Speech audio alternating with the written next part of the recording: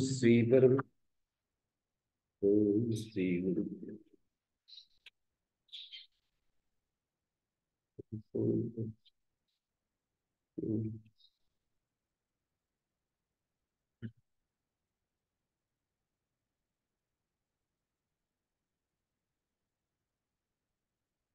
ऊंच पदे।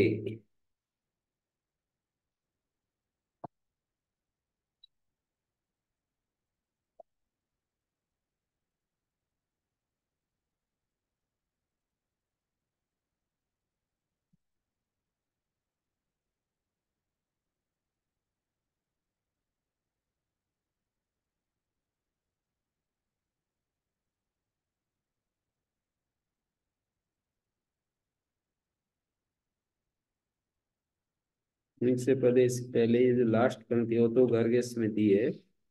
केचित् सर्वमेव व्यकारमत्र नेच्छन्ति।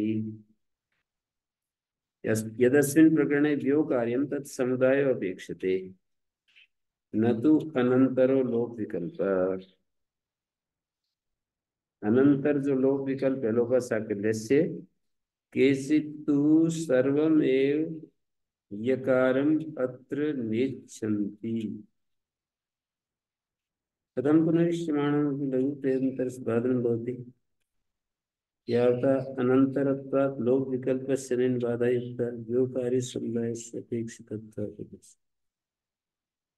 लोक विकल्प मात्रम् अपेक्षते तथा सैव बाध्यते न लघु प्रयत्नता लोभेन व्यवहितत्वात् यतो व्योर। ये क्या है केचित् तो सर्वमेव यकारम नेच्छति। सभी यकार को यहाँ नहीं चाहते हैं। सभी यकार का वो तो गर्ग से उकाराद उत्तस्य यकार से लोगो बोला है। लघु प्रयत्न कर यकार को भी नहीं चाहते हैं जो पहली लाइन है सब। गार्ग ग्रहणम पूजार्थम योयम अलघु प्रयत्न अलघु प्रयत्न से विकल्पेन लोपः क्रियते सो अनेन निवर्त्यते। लघु प्रयत्न तरस्तु भवत्येव यकारः भोऽत्र भोयत्र।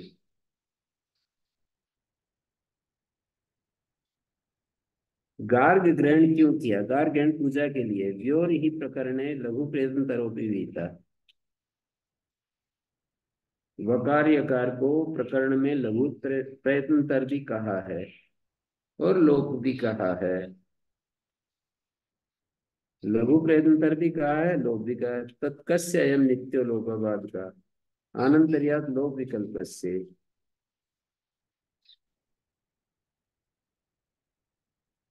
योयम अलघु प्रयत्न विकल्पेन लोका क्रियते सोने निवर्तते। अलघु प्रयत्न का जो विकल्प से लोप किया है वो हटाया जा रहा है। लघु प्रयत्न तस्तु भवते यकार। लघु प्रयत्न तब तो हो जाएगा।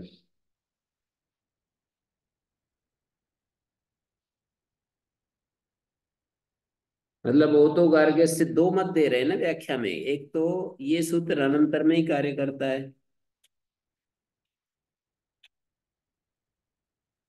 योयम अलघु प्रयत्न से विकल्प लोपा क्रियते सो अने निवर्त्यते हैं। लघु प्रयत्न तरस्तु भवत्येव यकार केचित् सर्वम।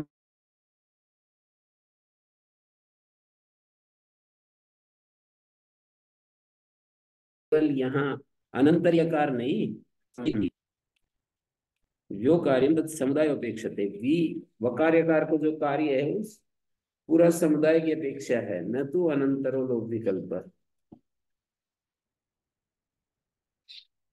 सर्वमेव यकारम अत्र नेच्छन्ति। यकारम का क्या मतलब है। दो जगह यकार आ रहा है ना लघु प्रयत्न में और अलघु प्रयत्न। हाँ तो अलघु में तो ये नित्य कर दिया ऊपर वो तो गाने शुरू में। लघु प्रयत्न को जो हो रहा था यकार उसको भी मना कर।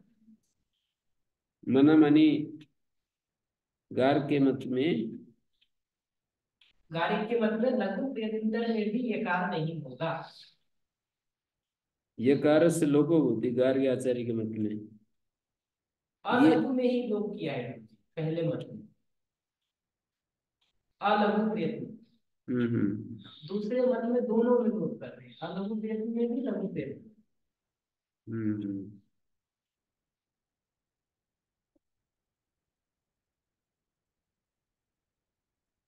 अलघु प्रयत्न का विकल्प से जो लोप किया है वो हटाया जा रहा है।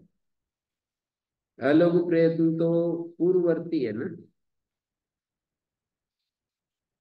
जी नहीं नहीं, लघु प्रयत्न तर है ना शाक्टायन के मत में जो है।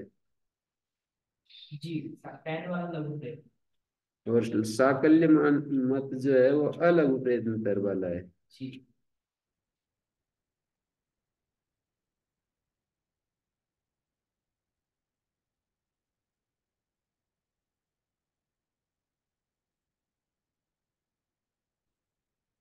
योयम अलघु प्रयत्न से विकल्प लोपा क्रियते ऊपर वाले सूत्र से सो अनेन उपरिष्टात सूत्रेण। अलघु प्रयत्न का जो विकल्प है वो ऊपर वाले सूत्र से है ना, पूर्व सूत्रेण अनंतर सूत्रेण।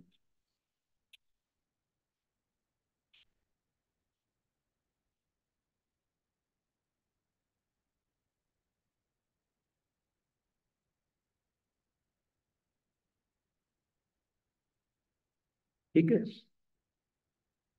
योयम अलघु प्रयत्न से विकल्पेन लोपा क्रियते सो अनेन निवर्त्यते। अलघु प्रयत्न का विकल्प से जो लोप है ना वो इसके द्वारा निवृत्त किया जा रहा है।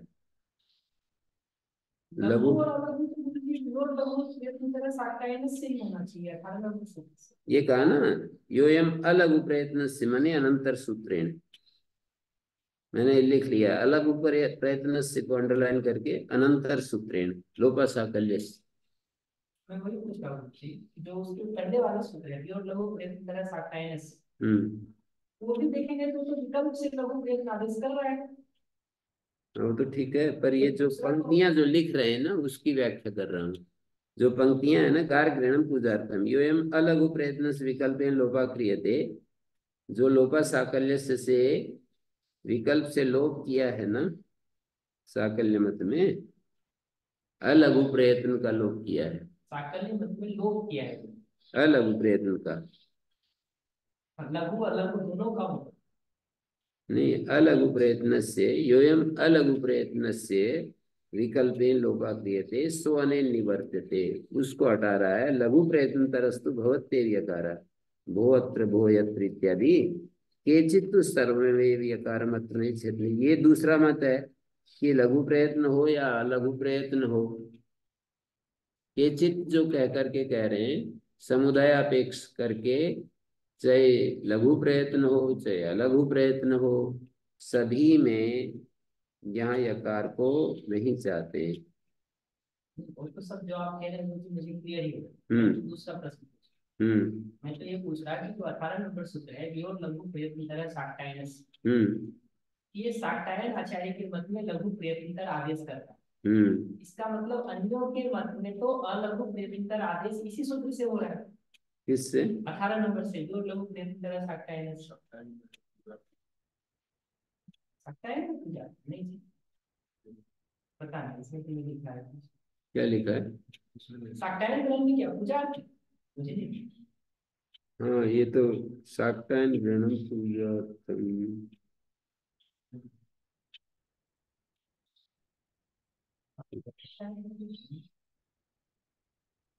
लोपा साकल्य से तो विभाषार्थ है, गार ग्रहण पूजार्थ है इधर, वो तो गर्गे से। और शाक्टायन ग्रहण लिखा तो नहीं है, शाक्टायन साचर सुमतेन अतिशय लघु प्रयत्न। लघु प्रयत्न वर्णोच्चारण हेतु आत्मधर्म प्रयत्न उदाहरण से आंतर्य तो वकार से वकार यकार से यकार किंतु लघु प्रयत्न तरत्व लघु प्रयत्न तरत्व उच्चारण स्थान करण शैथिल्यम। तो इन्होंने ये कहा व्योर वकार यकार लघु प्रयत्न आदेशो भवति शाक्तायन साचार्य भगो अत्र और भगो, भगो यत्र और भगो अत्र। अघो यत्र और अघो अत्र, कयास्ते कयास्ते, अस्मायुद्धर अस्मा उद्धर, असावादित्य असा आदित्य, द्वावत्र द्वात्र, द्वौ आनय द्वा आनय।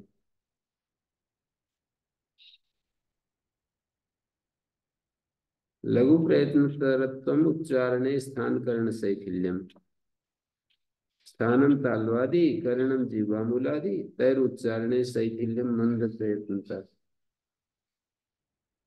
तो यहाँ पर दो रूप लघु प्रयत्न शाक्तायनस्य में भगोअत्र, दो रूप तो दिखा रहे हैं।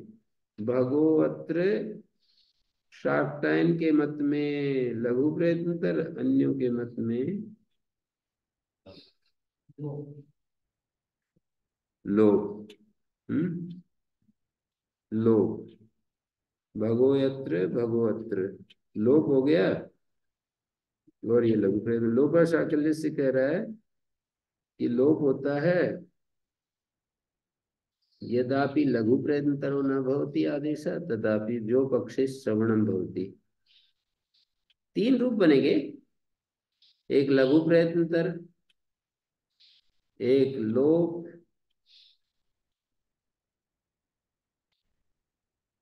यदापि लघु प्रयत्नतरो न भवति तदापि व्यो पक्षे श्रवणम भवति। तो ये जो लोपा साकल्यस्य में जो उदाहरण दिया है वो अलघु प्रयत्नतर वाला यकार है। होना तो वही चाहिए।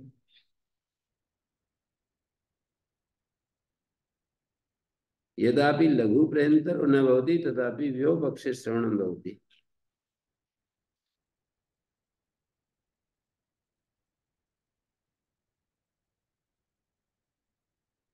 ठीक है,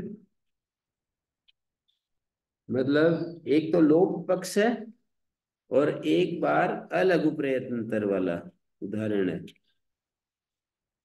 श्रवण पक्ष, यकार श्रवण पक्ष, अलघु प्रयत्नतर आदेश है।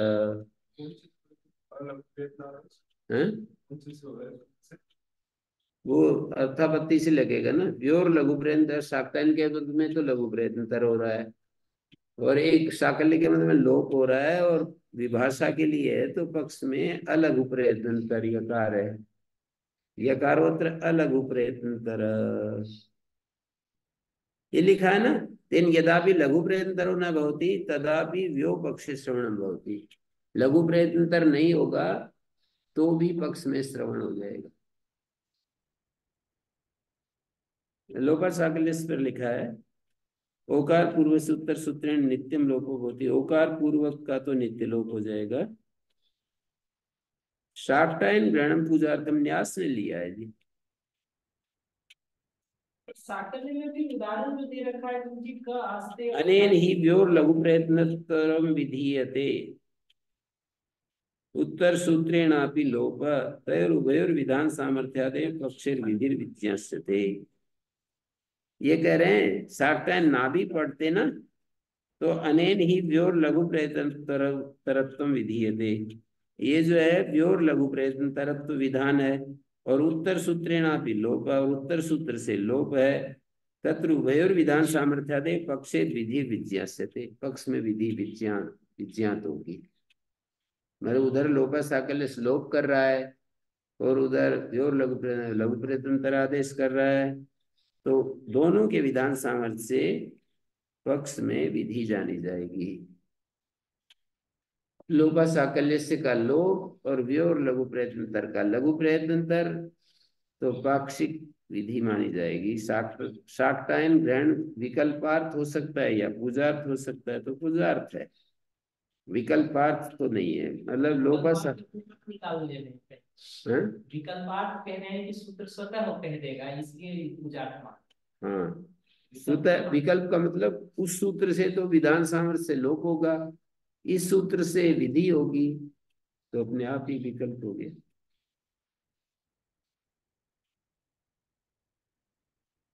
उभयोर विधान सामर्थ्यादेव पक्ष विधि, तो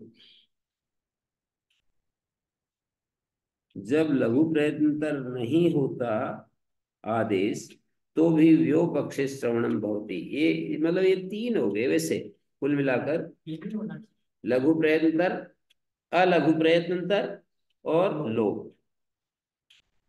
लोपा साकल्यस्य में अलघु प्रयत्नतर, यद्यपि लघु प्रयत्नतरो न भवति, इसका मतलब ही होगा कि अर्थात अलघु प्रयत्नतर।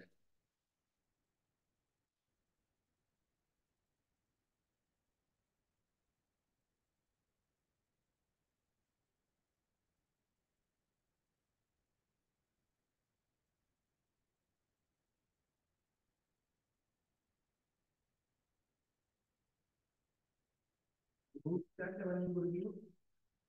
तीन रूट क्या क्या होंगे?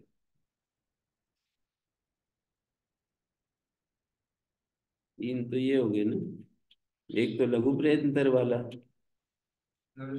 उपवक्र है, इसकी अगर तीन और लघु प्रयत्नतर सूत्र का जो विषय है ना, भगोत्र भगोत्र भगोयत्र भगोत्र भगोयत्र अभोयत्र, यत्र दो हो जाएगा, एक लघु प्रयत्नतर एक अलघु। और उच्चारण को देखा है वैसे? उच्चारण में तो भेद है ही।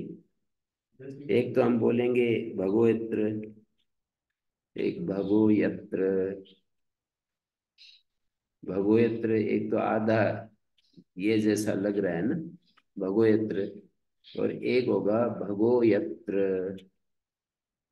भगोयत्र ये तो अलघु प्रयत्नतर है, और भगोयत्र ये लघु प्रयत्न है। आपको अंतर नहीं पता चल रहा? भगो यत्र एक तो ये बोला मैंने, एक बोला भगो यत्र। ये के ऊपर जोर देंगे ना, ये वर्ण के उच्चारण में, तो अलघु प्रयत्नतर हो जाएगा, और हल्के मुख से बोलेंगे भगो यत्र तो लघु प्रयत्नतर हो गया। और एक बार लोप होगा,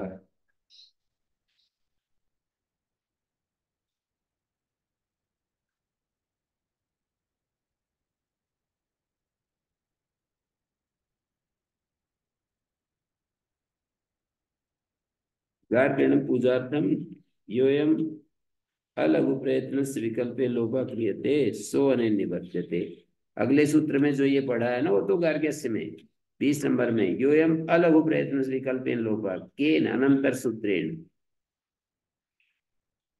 अलघु प्रयत्न का विकल्प से जो लोप है वो किससे हो रहा है? अनंतर सूत्र से, लोपा साकल्यस्य से। सो अनेन निवर्त्यते। निवर्त्यते मानी उस लोप को इससे हटाया जा रहा है, अर्थात अर्थात वो उसको हटाया जा रहा है का मतलब अलघु प्रयत्न, गार के मत में अलघु प्रयत्न जो यकार था ना, वो नहीं होता है, लोप ही होता है। लघु प्रयत्न तो भवत्येव यकार, लघु प्रयत्न तो यकार होता ही है। तो ओकार में जो है ना, तो दो ही रूप हुए फिर तो जी, दो ही हुए। एक तो हो गया लघु प्रयत्न वाला, और एक हो गया लोप वाला। आकार में अंतर पड़ेगा बस, लघु प्रयत्न अलघु प्रयत्न और आकार में अंतर पड़ेगा। ओकार में तो अंतर नहीं पड़ेगा, ओकार में तो दो ही रूप हैं, यकार आकार में तीन रूप हो जाएंगे, लघु प्रयत्न अलघु प्रयत्न तर, लघु प्रयत्न तर अलघु प्रयत्न तत्, और एक लोप। ओकार में दो रूप या आकार में तीन रूप। भेद आता है क्या मतलब ऐसे लिखने में या कुछ और कोई चीज नहीं सुना? बोलने में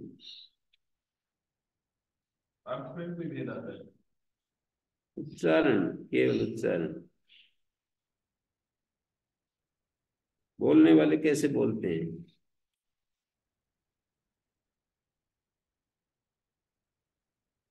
ओकार में तो दो रूप ही रहेंगे, एक तो लघु प्रयत्नतर वाला, एक लोप वाला।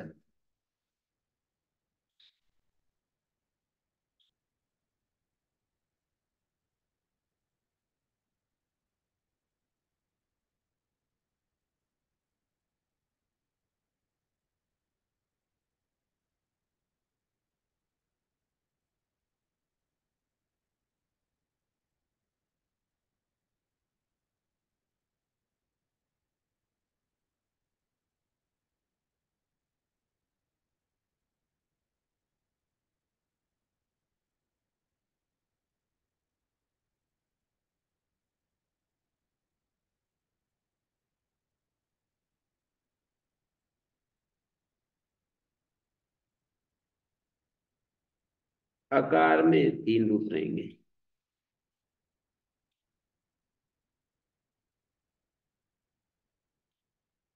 फिर तो साकायन ग्रंथ को विकल्प में ही मानना चाहिए, विराट मानना नहीं है। हाँ? नहीं होगा, तो सिर्फ इसमें से विकल्प नहीं चाहिए, उनको तीसरा रूप चाहिए जो अलघु प्रेम। लघु प्रयत्नतर, अकार में 3 रूप, लघु प्रयत्नतर, अलघु प्रयत्नतर और लोभ।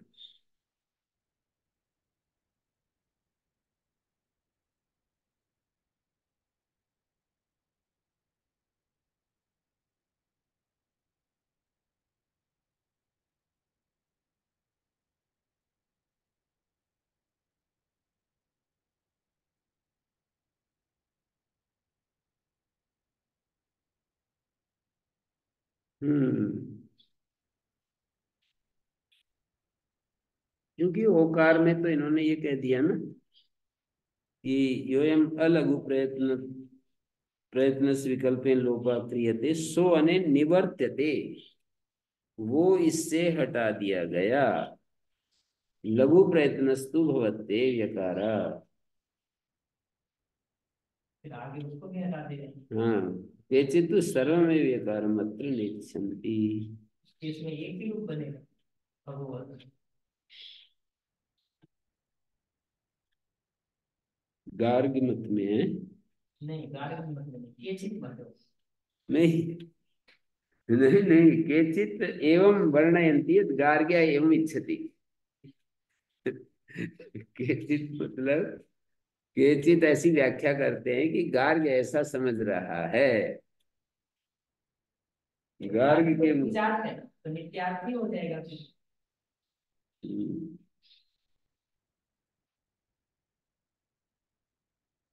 वहीं से पदे अवर्ण पूर्वयो व्यो पदांतयो लोपो भवति, वहीं से पदे परता सौ एक विंशति सौ एकाग्नि।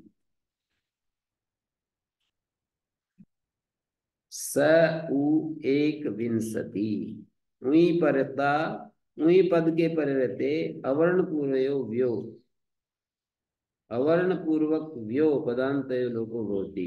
जैसे स के बाद भो भगो अगो पूर्व सियोशी यह आएगा ना, और व्यो लघु प्रयत्नता साक्ता है न से भी यह आएगा, तो उस यह को ऊंचे पदे परता लोपो भवति। पदे इति किम तंत्र उतम, तंत्र युतम, तंत्रे उतम, तंत्रे सप्तमी का एक वचन है। पदे क्यों कहा? बोले उत्तम जो है ना, यहाँ उ पद नहीं है। व्यय संप्रसारणे कृते उये इति भूतपूर्वेण यकारेण शक्यते प्रतिपत्तुम। उये तो समझ सकते हैं यहाँ भूतपूर्व यकार मानकर, वे धातु का संप्रसारण करके उ बन गया, और भूतपूर्व यकार को याद कर लो। तो इस तरह से उई तो रूप बना सकते हैं, मान सकते हैं, लेकिन ये पद नहीं है। अथ उई इत्येवं रूपो निपाता प्रतिपदोक्तो अस्ति तदा लाक्षणिकत्वात् वे आदेशस् ग्रहणमी नास्ति उत्तरार्थम पद ग्रहणम क्रियते। अथ यदि ऐसा मानते हैं,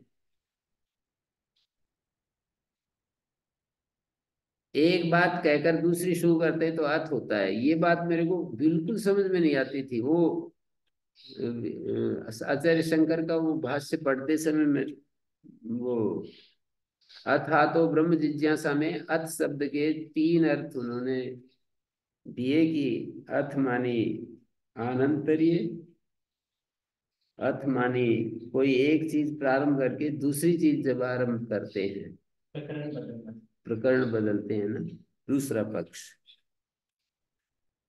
तो अथ उये इत्येवं रूपो निपाता प्रतिपदोक्तो अस्ति तदा लाक्षणिकत्वात् वेय आदेशस्य ग्रहणमि नास्ति। तो लाक्षणिक होने से वेय आदेश का ग्रहण नहीं है, उत्तरार्थम पद ग्रहण क्रियते, तब जो है पद ग्रहण उत्तरार्थ है। तदेतत् पद ग्रहणं तिष्ठतु तावत् अयमपि नित्यार्थो योगः अली सर्वेषाम्।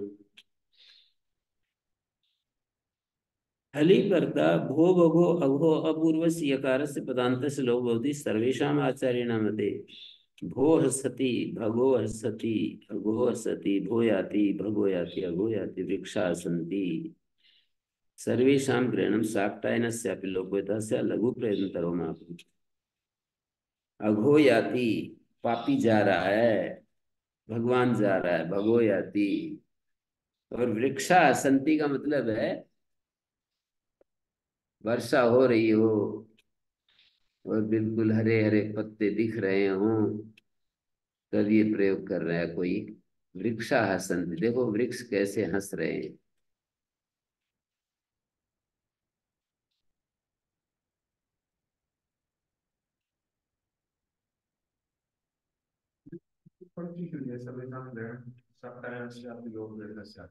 क्यों दे दी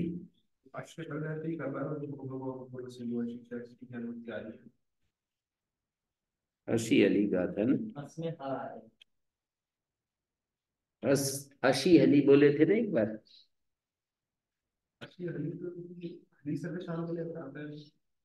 वही तो है अली सर्वेशम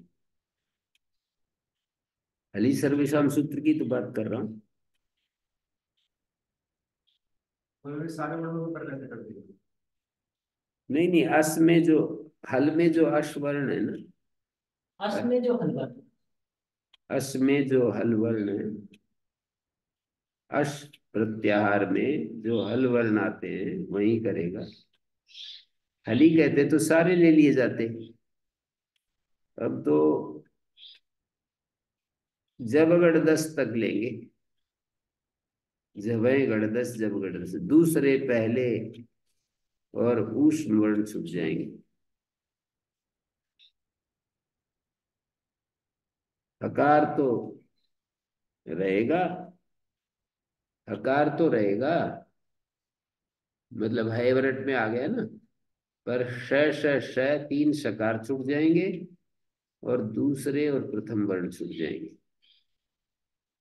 असी अली जब कहेंगे तो द्वितीय और प्रथम वर्ण छूट जाएंगे और हर्ष बना के स्वारा में हली बना देते अलग से कि वहां तो बता देता है कोई प्रयोजन नहीं है फिर तो इसमें सीधे हर्ष ही पढ़ देते हैं हर्षी सर्वेशा फिर मोन स्वारा में हली हली मोन स्वारा है लघु हो गया वो लघु तो यूं आसान तो हो गया अभी हमें एक तरीके से जोड़ना पड़ रहा है कि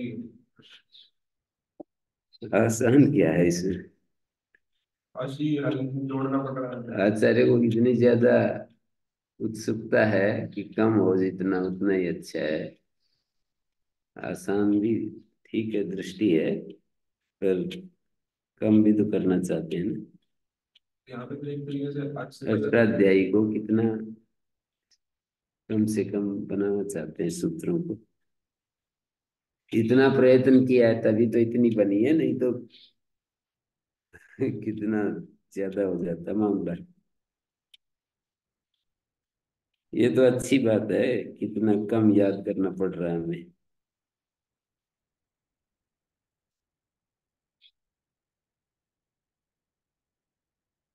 ये तो सब चलता है विशेषण विशेष्य भाव ये तो इतना अभ्यास करवाते हैं महाभाष्य में कि विशेषण विशेष्य भाव जो है ना तो अशी हली ये तो विशेषण विशेष भाव की महिमा है कैसे हल्के पर रहते अश विशिष्ट हल होना चाहिए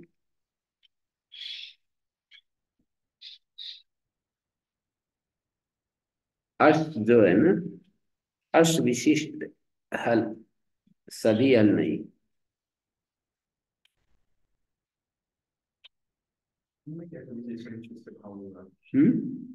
अस विशेषण है हल विशेष्य है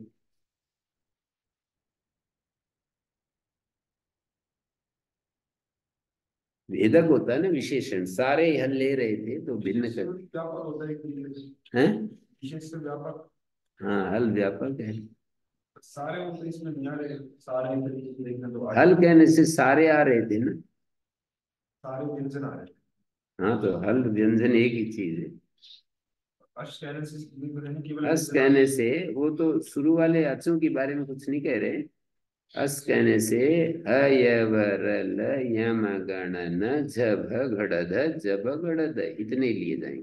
क्योंकि अगर अस का वहां कोई प्रयोजन नहीं है कि भाई इस सूत्र में प्रयोजन ले रहे हैं तो वहां ही हंसी बना देते थे। मगर अगर हम कह ही रहे हैं कि वहां कोई प्रयोजन नहीं है। अरे हंसी थोड़ी चाहते हैं, अस भी तो अ ई उ री री ए ओ आई ओ भी तो चाहते हैं। आप कह रहे हो अस विशिष्ट हल। नहीं नहीं नहीं, अ ई उ को निवृत्त नहीं कर रहा हूं, हल में से हयवर ल यम गणन झभ घड़द जब घड़द को पकड़ रहा हूं। अ ई उ रील री ए ओ आई औ ह य, इनको निवृत्त नहीं कर रहा हूं। तो ये बोल रहे हैं कि अस विशिष्ट हल। नहीं नहीं, केवल व्यंजन हल को, व्यंजनों को विशेषित करने के लिए हल अश विशिष्ट हल कह रहे हैं। स्वरों के बारे में कह ही नहीं हो तो जाति अलग है, उसको थोड़ी हटा रहे। अस में दो प्रकार के वर्ण है, एक स्वर और एक व्यंजन। तो व्यंजन, मतलब सारे अस ले रहे हैं कुल मिला के। हाँ अस तो सारे लेने हैं। कोई हली को ये स्टेप नीचे पढ़ देते हैं तो पेज किसको? हली को ये एक नाम विशेष विशेष भाव। थोड़ा सा और हमको ज्ञान दे दिया है कैसे भी होता है। एक बार उसी में विशेषण विशेष भाव देखना है, एक बार उससे अच्छी लेना है। वैसे गुरु जी हदी सर के सामने अर्श ना भी नहीं तो भी क्या करें? अश पीछे उन्होंने दिया था ना एक उदाहरण, विक्षव करोति।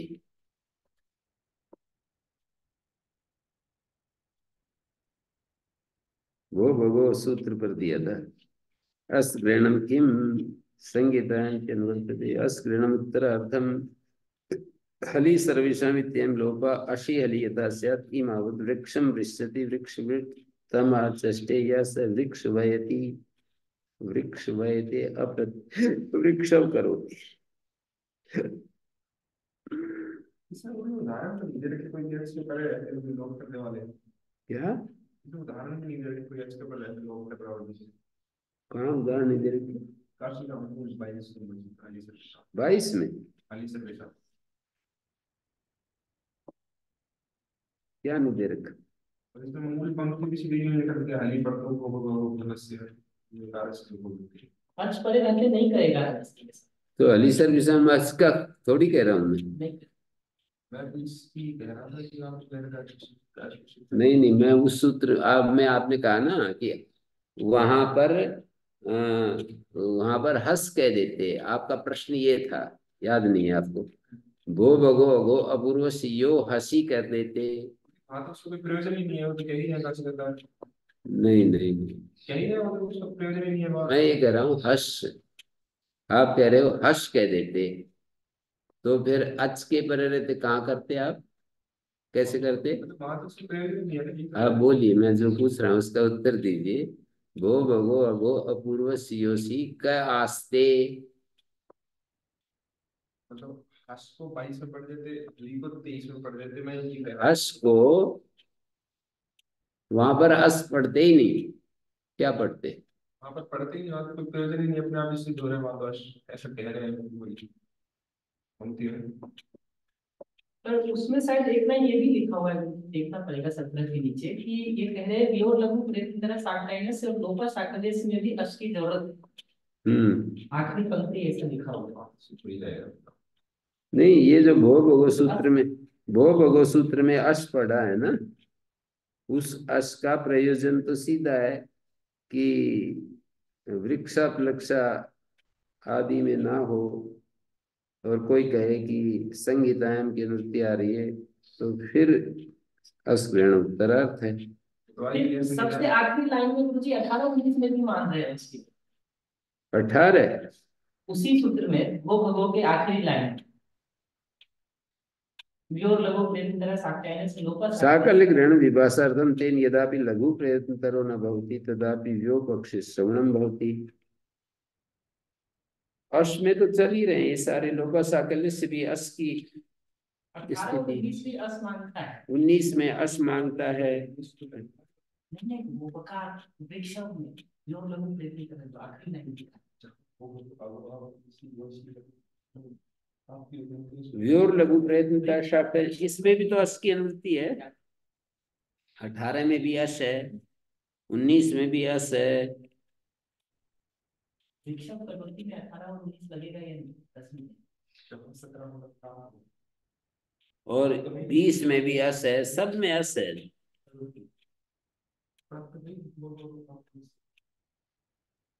सभी में तो अस है।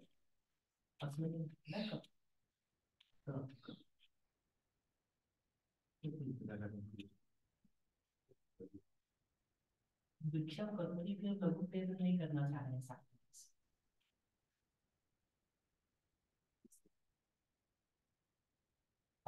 विक्षेप प्रवृत्ति को तुम अस नहीं बोले तो प्राप्त नहीं हो।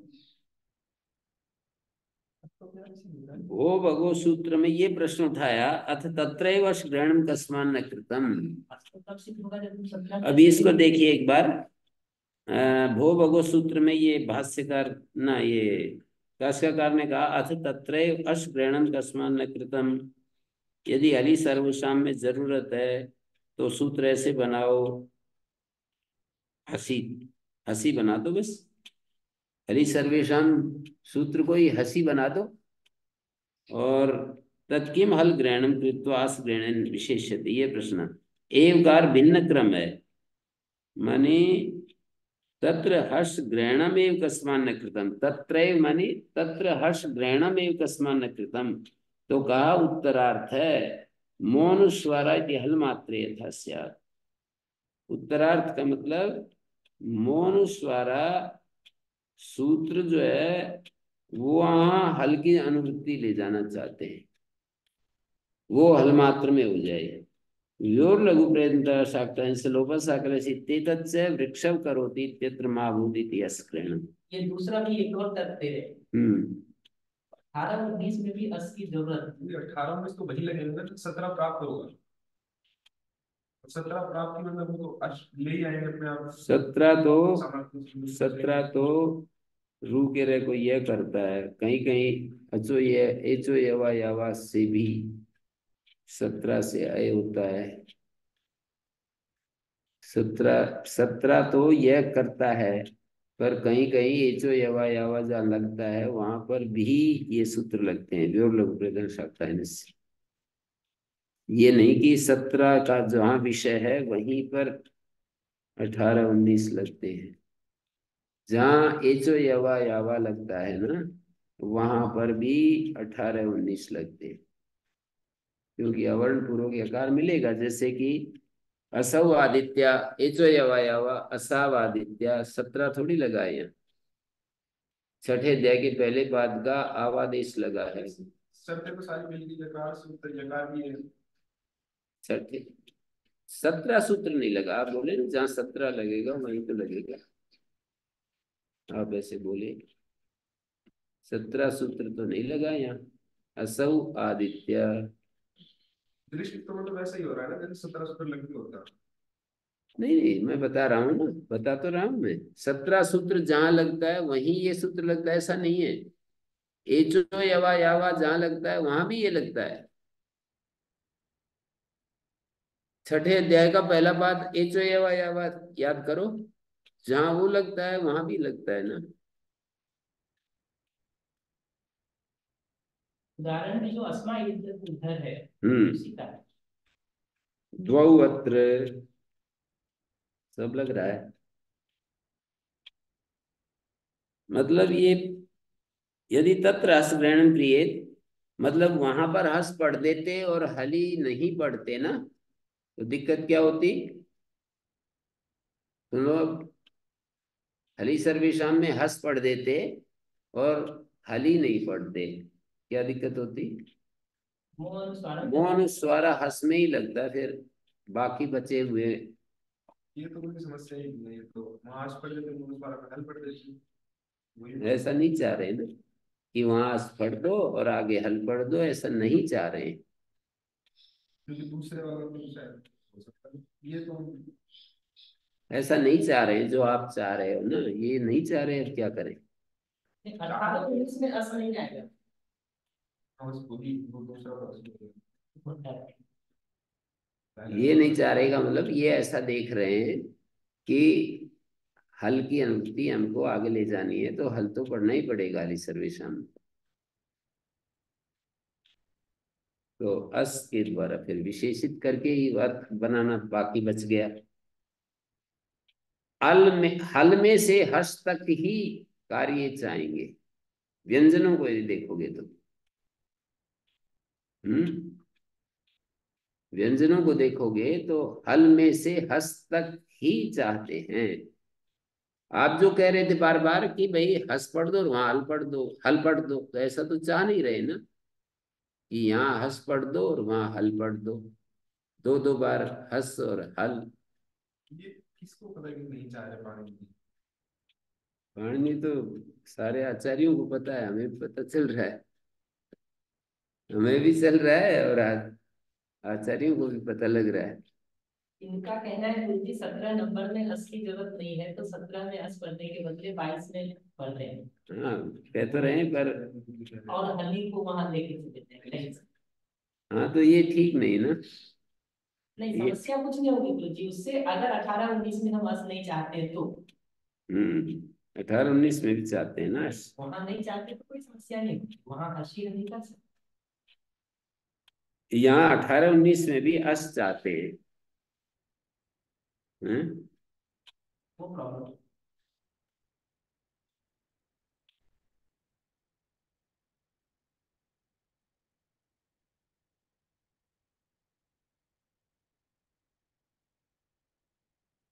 अच्छा तो मोनुस्वार मकार से पदांत से अनुस्वारो होती, पदांत मकार को अनुस्वार होता है हरिपरता कुंडम, पदांत मकार।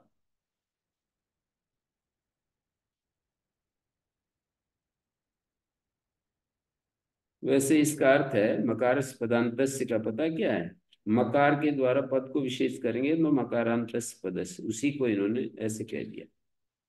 वही लिख रखा है उसको, सर्वप्रयुज्य देंगे। हैं? मकारान्तस्य पदस्य लिख रखा है। नहीं युज्यते, लिख रखा है मकारस्य पदान्तस्य भी मुद्रितेषु सः तु न युज्यते। मकारांतस्य पदस्य कहना चाहिए।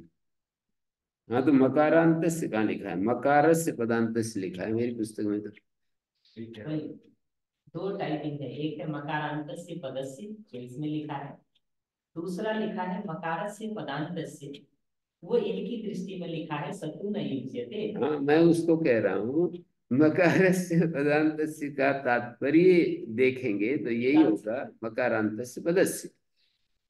मकारस्य पदांतस्य का तात्पर्य यही है, मकारांतस्य पदस्य। लेकिन इनका कहना है कि सतु न युज्यते। ठीक, नहीं हो पा रहा। नहीं ठीक है, पर पतंजलि कार ने ये बात स्पष्ट कर दी, अत्र पदस्य तिष्ठान षष्ठी मकारेण पदस्य विशेषण मकारांतस्य पदस्य अलोअंत्यस्य अनुस्वारो विचयते, अलोअंत्यस्य भी साथ में जुड़ रहा है, इसलिए मकारस्य पदांतस्य कह दिया, ऐसा पतंजलि कार ने संगति लगाई। मतलब अलंत परिभाषा को भी घटा करके मकारांतस्य मकारस्य पदांतस्य ऐसा कर दिया। न्यास तो मकारांतस्य पदस्य अर्थ मान रहा है, मकारस्य पदांतस्य पद के अंतिम, मकारस्य पदांतस्य अनुस्वारो भवति, नश्च पदांतस्य झलि, और नश्च च से मैं भी आ रहा है, नकार से मकार से पदांतस्य अनुस्वार आदेशो भवति झलि परता पयांसी यशांसी सर्पिंसी धनुंसी मकार से आक्रंस्यते। यहाँ पर नुम आगम हुआ है, नपुंसक जलसा से नुम हुआ है, और उस नुम को पहले शांत मेहता संयोग से दीर्घ हुआ, सकारांत संयोग के नकार की वृद्धा को दीर्घ होता है, और दीर्घ होने के बाद फिर नष्ट शब्दांत झली, और मकार को आक्रंस्यते, मकार को आक्रंस्यते आचिक्रंस्यते, क्रम क्रम द्रुवचन होकर के अभ्यासकारी आचिक्रंस्यते अधिविगांसते, अपदांत स्थिति राजन भुक्ष, यहाँ पर अपदांत नहीं है, पदांत है नकार। झलित किम रम्यते, झल परे नहीं है, रम्यते गम्यते हैं।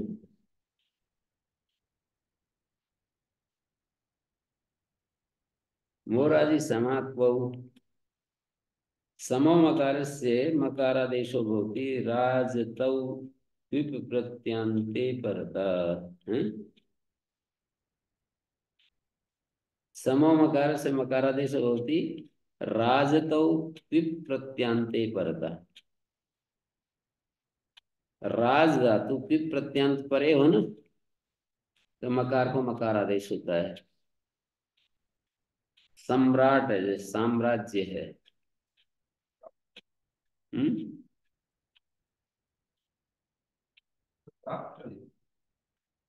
मोनुस्वार प्राप्त था, उसको हटाने के लिए मकार को मकार वचन अनुस्वार निवृत्ति के लिए है। इसका तो उदाहरण प्रसिद्ध है, बहुत ज्यादा इस उदाहरण को प्रस्तुत किया जाता है। उसी को वही क्यों कर रहे हैं, बोले दूसरा कुछ हटाने के लिए। मकार को मकार क्यों कर रहे हैं? दूसरे को हटाने के लिए कर रहे हैं।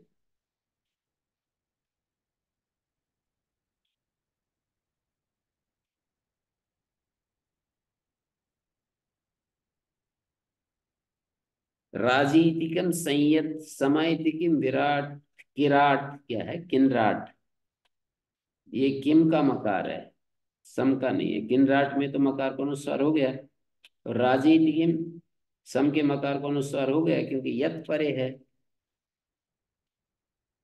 कोवितिकिम संराजिता, राज धातु तो है, सम का मकार है, पर ये त्रिच प्रत्यांत है। हेम अपरेवा, ये संधि के सूत्र हैं सारे। हेम अपरेवा,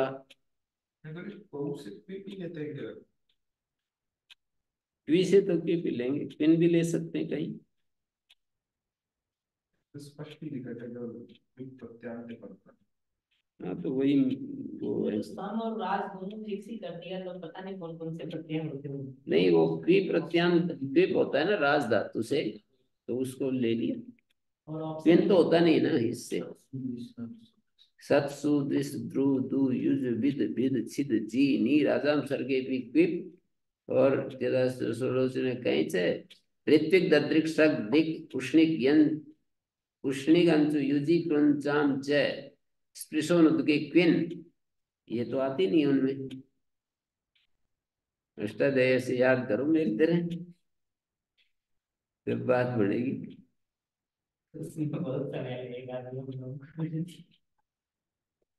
चलो, आपने जीवन के बहुत सारे फेज निकाल लिए, पास हो गए आप। इसके बिना भी काम चला सकते हैं, पर ये जैसे हैं, आप भी चला लोगे। ये तो अगर ना पढ़ो तब भी चल ही जाएगा। कितने लोग हैं दुनिया में ऐसे ही चल रहे हैं ना, बिना अष्टाध्यायी वाले भी। पर जब इसमें सिर दे दिया तो मेहनत करनी चाहिए।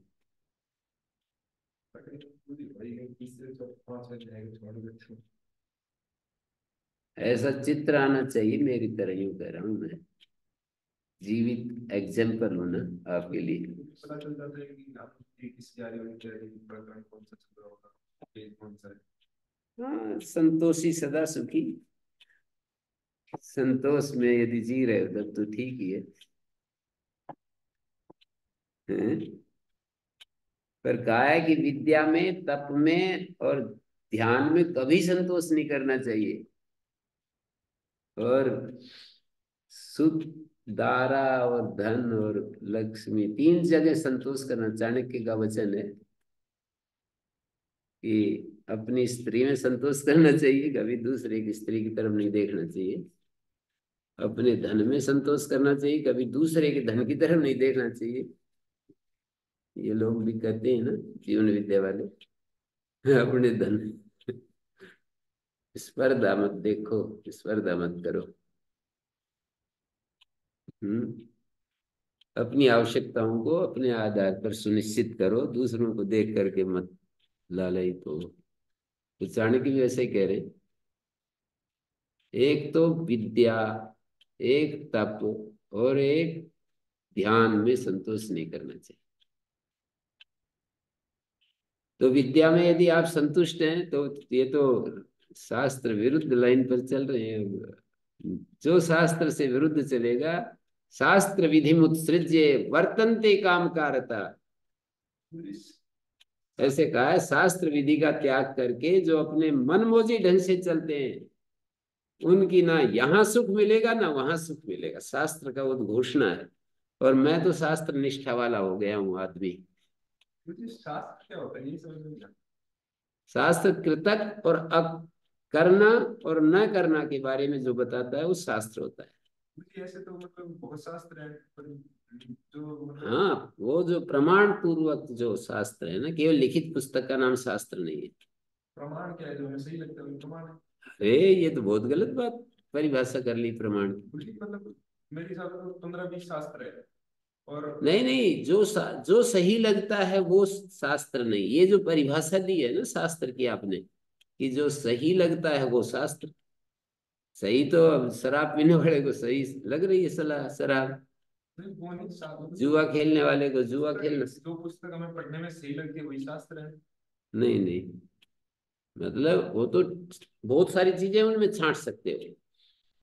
जैसे महर्षि दयानंद ने गृहस्थ आश्रम की खूब प्रशंसा की पर नहीं स्वीकार किया स्वयं अपने लिए। गृहस्थ आश्रम की खूब महिमा गाई पर अपने लिए नहीं स्वीकार किया। बहुत सारी चीजें हैं जिनमें से हम छांट सकते हैं, ये भी है, ये भी है, ये भी है। मैं इनमें से कौन सी पकड़ूंगा? शास्त्र ये भी कहते हैं कि सम रहना चाहिए सब में, देव में संतोष कर पाते नहीं वो तो, ये तो कह रहा हूँ शास्त्र जो है ना, उसको पकड़ने वाले बहुत बिरले लोग हैं, शास्त्र के अभिप्रायों को जानने वाले।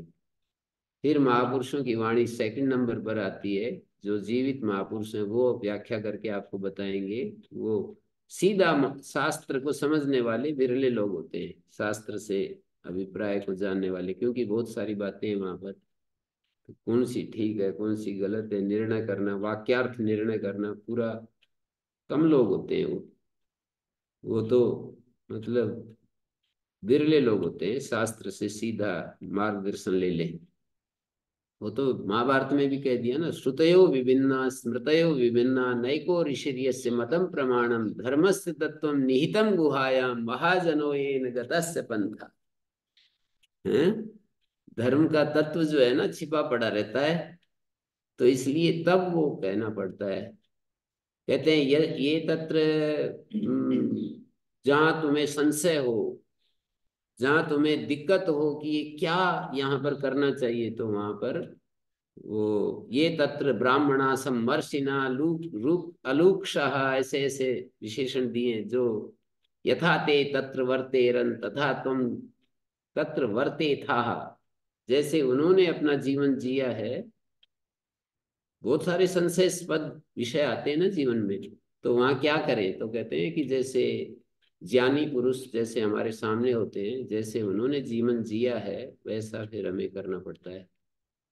तो वो प्रमाण जो आपने बहुत अच्छी बात उठाई, प्रमाण की व्याख्या ये कर लेंगे ना तो बस गए काम से, क्योंकि जो हमें पसंद है वो प्रमाण। पसंद नहीं, मतलब ये तो मैं अच्छे में ही कह रहा था जैसे कि मैं भी तो अच्छे में कह रहा हूँ कि प्रमाण पर यदि आप केंद्रित हुए तो बहुत अच्छी बात थी। ये प्रमाण की तरफ ध्यान गया आपका तो अच्छी बात थी, पर प्रमाण को समझना पड़ेगा कि प्रमाण क्या चीज है। मेरे साथ नहीं होता है जो हमें अच्छा लगा प्रमाण। यही तो गलत है। दो आदमी खड़े हैं सामने और एक की बात अगर हमें अच्छी लगी तो हमारे लिए प्रमाण हो गया। नहीं नहीं जैसे महर्षि दयानंद और नहीं नहीं तुलसीदास जी थे। नहीं नहीं नहीं, ये बात नहीं है, ये बात है ही नहीं। प्रमाण का मतलब, प्रमा कहते हैं यथार्थ ज्ञान, अन कहते हैं साधन। यथार्थ ज्ञान का जो साधन है उसको प्रमाण कहते हैं। आप देखिए अब यथार्थ ज्ञान आपको कहाँ लगता है, परीक्षण कीजिए आप। जो चीज जैसी है उसको वैसा जानना यथार्थ ज्ञान, उल्टा पुल्टा जानना है यथार्थ ज्ञान। रज्जु को सर्प जान लेना यथार्थ ज्ञान, रज्जु को रज्जु जानना यथार्थ ज्ञान। हमारे हिसाब से सही मानते हो ना, हमारे हिसाब से नहीं मानते हम। जैसे सुख दुख को हमारे हिसाब से, जैसे कि हमें इंद्रियों में सुख लगता है, तो ये इंद्रियों में सुख लगता है, ये हमारे हिसाब से है। पर ऋषि लोग कहते हैं इंद्रियों का जो सुख है वो हमारे लिए अवरोधक है, बाधा है। मतलब मर्यादित सुख तो ठीक है, पर अमर्यादित इंद्रियों का सुख हमारे रास्ते की रुकावट है। जैसे उन्होंने देखा है ऐसा, हमारी बुद्धि तो इतना सा देखती है, मैं कहता हूं ना, और उनकी बुद्धि ऐसी विशाल होती है, हर चीज को ऐसे देखती है बिल्कुल यथास्थान, जिन चीजों का जो स्थान है। तो वो लोग ये बताते हैं कि भाई इंद्रियों का सुख, मन की मौज, ये बहुत बाधाएं हैं हमारे जीवन में। कामनाएं बहुत बाधा हैं, जो भी इच्छा आ गई वो पूरी करो, तो यही तो सारा हो रहा है दुनिया में। सब कोई कहीं भिड़ रहा है, कोई कहीं टकरा रहा है, कहीं कुछ कर रहा है, कोई कुछ कर रहा है। शास्त्र को छोड़ दिया तभी ये दुर्गति हो रही है। शास्त्र को यदि ना छोड़े ना कोई, मतलब बहुत बाल्यकाल में जिनको निष्ठा हो जाती है शास्त्र पर, बहुत ही अच्छी बात है। बहुत ही दृष्टि भी मिल जाए या कोई शास्त्र वाला व्यक्ति मिल जाए तो फिर कितना अच्छा हो जाए, बहुत ही अच्छा हो जाए। कितना टक्कर खा खा करके आज पता लगता है ना हमें, कितनी आदमी भूलें करता है, कितनी गलतियां करता है, समझ नहीं आती क्या करें क्या नहीं करें। बहुत ज्यादा यानी बहुत अधिक जो व्यक्ति अपने को सेल्फ ऑब्जर्वेशन में रहते हैं ना, कि कहाँ दुख हो रहा है, और दूसरे के प्रति भी संवेदनशील होते हैं ये लोग, कि केवल मैं अपना ही सुख ना देखूं। ये जो पूरा धरती है ना, समष्टि है, प्रकृति है।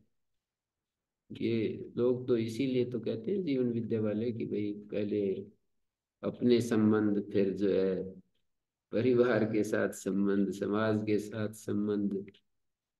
एक ही सूत्र की व्याख्या है, पतंजलि व्यास ने जो कहा ना कि अहिंसा के शुद्धतम पालन के लिए सारे उत्तर यम नियम कहे गए। एक ही नियम की व्याख्या है ये सारे जो भी कह रहे हैं। जीवन विद्या में जैसे कई ये बात कह दी है कि भाई अपने साथ संबंध, परिवार के साथ, समाज के साथ, प्रकृति के साथ अपने संबंधों को ठीक करें। ठीक करने का मतलब यही है कि किसी को कष्ट ना हो हमारे से। हमारे पास मन है, वाणी है, इंद्रियां हैं, शरीर है, तो हम हमारे ही को कष्ट देते हैं तो वो भी गलत। हम परिवार को कष्ट देते हैं वो भी गलत। समाज को कष्ट देते हैं वो भी गलत। पूरी कुदरत को ही कष्ट दें अपने इच्छा पूर्ति में, वो भी गलत। अहिंसा को पालन करने के लिए सारे यम नियम है, ये शास्त्र बताता है हमको। मेरे हिसाब से सब सुख ही ढूंढ रहे हैं, बस शास्त्र ढूंढ रहे हैं कि कोई जैसे कि पुस्तकों में सुख ढूंढ रहा है तो शास्त्र उसको बदल के ध्यान में सुख ढूंढवा देता है उसे, और इससे नहीं, सुख तो ढूंढ रहे हैं, इसमें कौन मना करेगा, सुख तो ढूंढ रहे हैं, पर सुख, एक तो इतना सुख हो, एक इतना सुख हो, ये तो अंतर है ना। तात्कालिक सुख हो, परिणाम में दुख हो, ये सब तो देखना पड़ेगा ना। सुख ढूंढ रहे हैं पर ये तो विचार करना पड़ेगा कि तात्कालिक सुख है या मतलब ये एवरलास्टिंग है, आखिरी तक सुख मिलेगा इस क्रिया में। ये तो ठीक है कि सुख ढूंढ ढूंढ रहे हैं, पर सुख जो है ना तात्कालिक होता है, परिणाम में दुख आ जाता है। परिणाम में दुख नहीं आता। ये कितना, ये क्या बोलते हैं, कितने बड़े पद पर पहुंच गया था ये सुन पहलवान, क्या नाम उसका, पद्मश्री भी मिल गया उसको, ओलंपिक विजेता सुशील, सुशील पहलवान ओलंपिक विजेता, प्रधानमंत्री के साथ पहचान हो गई, वहां भोजन करते हैं जा करके, प्रधानमंत्री उनको निमंत्रण देते हैं क्या हमारे यहाँ आइए, और मतलब ओलंपिक का मतलब सारे विश्व में पहला नाम पर आ गया है उस दिशा में। पर दिमाग देखो क्या किया उसने, किसी को मार दिया, जेल में पड़ा है, पद्मश्री वापस ले लिया।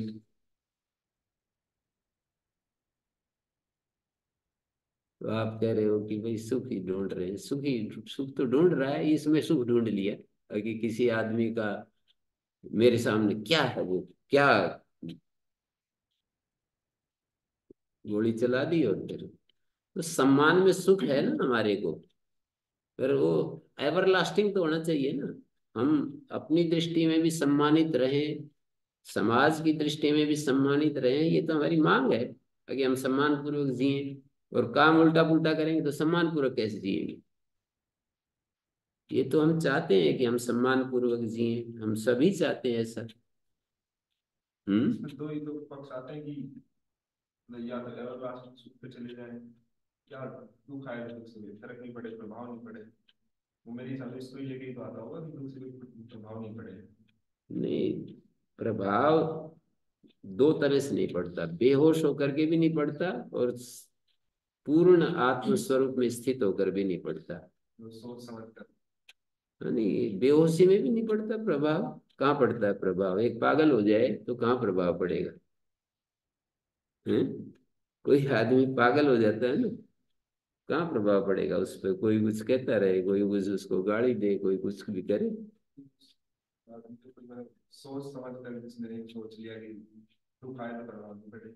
नहीं, इतना सोचने से नहीं होता है ये सारी चीजें। मन इतना सहज हो, केवल ज्ञान से नियंत्रित नहीं होता है, इसके लिए ध्यान भी चाहिए, इसके लिए वो भी चाहिए, भाव भी चाहिए, संवेदनशील हृदय भी चाहिए।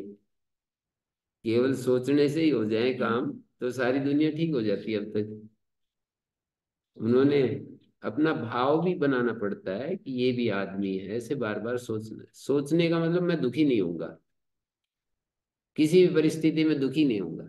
उसके लिए युक्तियां, तर्क, और उसके लिए अंदर की स्थिति, और बहुत संवेदनशील मन, और मन का संयम और एकाग्रता और ध्यान की स्थिति, ये सारी चीजें इकट्ठी होती हैं तब जाकर के एक काम बनता है। क्योंकि अपनी शांति एक चीज चाहिए, अगर किसी को अपनी शांति प्रिय है वो दुख आएगा तो उससे प्रभावित होगा ही। शांति तो है, पर कोई हमारा अपमान करे, कोई तेज आवाज में बोले तो क्या करेगा? बोलता रहो। तो होगा ही एक बार उसे, तो पर जो है वो कोई प्रतिक्रिया नहीं करे, और वो दुख तो होगा ही। कोई भी आदमी में दुख तो सबको ही होगा, पर वो बस जल्दी शांत हो जाएंगे अंदर से। ये भी एक बात है कि जल्दी रिकवर कर लेगा, जल्दी वो अपने को मैनेज करेगा, ये तो एक बात है। पर ये भी स्थिति होती है कि हम बिल्कुल अप्रभावित रहते हैं, ये भी एक स्थिति है। कोई 10 दिन में होता है, कोई 1 दिन में होता है, कोई 1 मिनट में होता है, कोई बिल्कुल ही नहीं होता है। ये तो है। ऐसा नहीं है ना कि मतलब सबकी, जितना बड़ा ज्ञानी होता है उतना अधिक वो सारी चीजों से प्रभावित रहता है। तो अप्रभावित रहने के लिए केवल ये समझना जरूरी नहीं होता, उसके लिए संयम भी चाहिए, मन को एकाग्रता भी चाहिए, भावपूर्ण हृदय भी चाहिए, और समझ तो चाहिए ही, अंदर की समझ चाहिए, आत्मा की समझ चाहिए आखिर तक। एक तो अच्छे बुरे की शास्त्र से, वो 3-4 दिन पहले लोग आए थे ना, तो उनसे बात बात हो रही थी। ये जो तीन तीन लोग आए थे, एक अपने अपने मार्ग चला रखा है उन्होंने, मतलब वैद्य है, एक योगासन आदि सिखाते हैं, वर्ल्ड रिकॉर्ड रिकॉर्ड भी बनाए, 7 मिनट तक बकासन किया इन 3 लोगों में से। और 1 घंटे में 535 सूर्य नमस्कार किए, वर्ल्ड रिकॉर्ड। 1 घंटे में 535 सूर्य नमस्कार। और अब एक और कर रहे हैं, बोले कि ये जो है ना सुप्त वज्रासन 1.5 घंटे का मुझे वो करना है, डेमोस्ट्रेशन देना है। 45 मिनट तक पहुंच गए हम। सुप्त वज्रासन, मैंने कहा 45 मिनट ज्यादा कठिन है क्या? बोले 1.5 घंटा कठिन है, यूं थोड़ी देर के लिए तो क्या दिक्कत है? 1.5 घंटा सुप्त वज्रासन में रहना। तो मैंने एक वाक्य बोला, तो वो तो बोले कि मेरा तो प्रकाश जैसा हो गया। बोले शास्त्र का क्या मतलब? शास्त्र किस लिए? शास्त्र क्या करता है? मैंने कहा शास्त्र हमें कर्तव्य बोध कराता है और शास्त्र में आत्मबोध का भी स्वरूप सामने रखता है।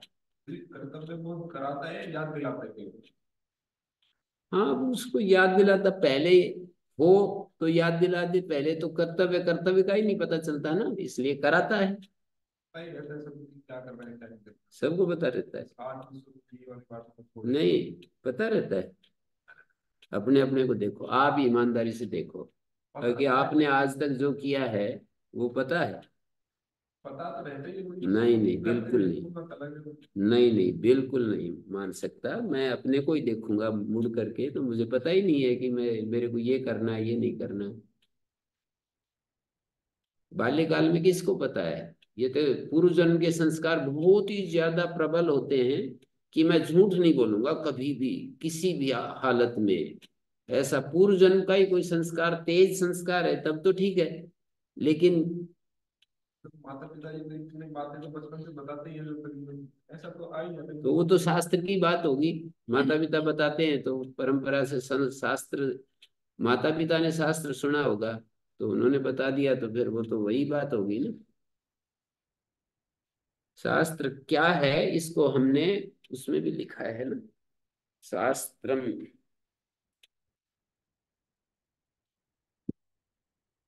ये एक लेख लिखा है मैंने,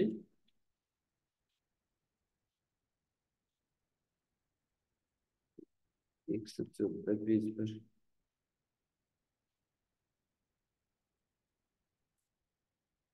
संपूर्ण सृष्टि का अध्ययन करने से ज्ञात होता है यहाँ सब चीजें एक दूसरे की पूरक है, एक दूसरे की सहयोगी है। पृथ्वी, जल, तेज, वायु और आकाश के रूप में पंचभूत, नदी, पर्वत, मेघमालाएं, वृक्षादि, पशु इत्यादि सभी में कितना सामंजस्य है, संतुलन है, सहयोग है, ये सब देखते ही बनता है। मनुष्य को छोड़कर सारा का सारा सर्ग सुसंवादी है, संगीतमय है। उसका कारण है प्रकृति प्रदत्त व्यवस्था या सहज ज्ञान से वे सब नियंत्रित हैं। वे जैसे हैं वैसे ही बने रहते हैं। वहां ज्ञान का विकास या ह्रास नहीं है। उनका आहार नियत है, प्रजनन नियत है, सोना जागना नियत है, कार्य नियत है। मनुष्य इतर सभी योनियां अंदर बाहर से एक रूप रहती हैं। वे अपने आंतरिक भाव और विचार को छिपा कर नहीं रख सकते, बल्कि ये कहना अधिक उचित होगा कि विचार तो उनके पास होते ही नहीं, भाव होते हैं। वे आलम्बन के अनुसार उदय और अस्त होते रहते हैं। उनके मैं में केवल जीने की आशा मात्र होती है।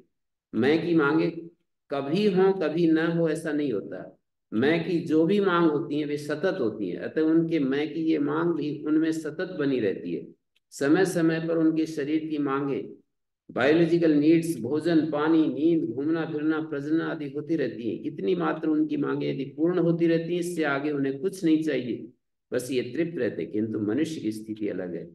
मनुष्य में मन और बुद्धि का विशेष विकास होने के कारण वह सोचने लगता है, अच्छे बुरे का विचार करता है। विचार सामर्थ्य के बढ़ जाने के कारण उसके अपने ज्ञान के अनुसार अलग अलग दिशाओं में इच्छाएं भी बढ़ जाती है।